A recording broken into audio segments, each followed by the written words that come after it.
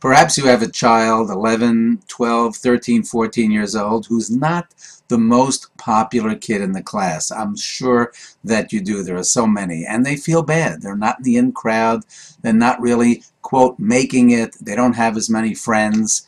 What do you do with such a child? Well, an interesting study just came out. University of Virginia researcher Joseph Allen did a study about kids who were in the in-group, the cool kids, the ones who were glamorous, perhaps a little intimidating. He followed them for 10 years and looked at what happened to these kids from when they were 13 at the top of the most popular charts. What happened to them 10 years later when they're 23 years old, so to speak? Well, it wasn't too surprising to me.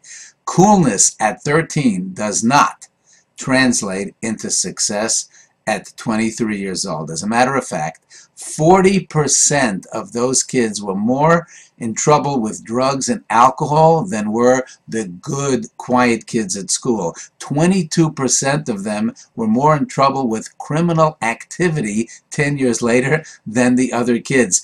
A full 1/4 of them did not get along as well with their friends and with their peers as the other kids.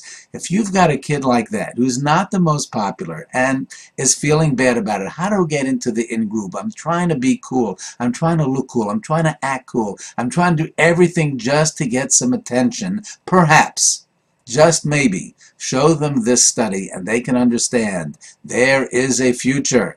Revenge of the good kids. That's what happens. These good kids do translate, not in a very long time afterwards, into kids who are much more successful, better adjusted, more friends, more popular, just not at the moment. It's a classic situation of putting off the immediate gratification.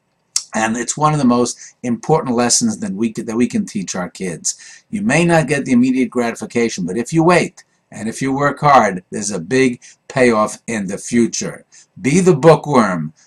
Do the things that you're supposed to do, even if you're not the most popular, and it will pay off. What do you think of this study? Do you think it's going to be helpful to you and to your kids? Does it help you in any way to understand the concept of pushing off the immediate for the future? I think it does. It is something to think about.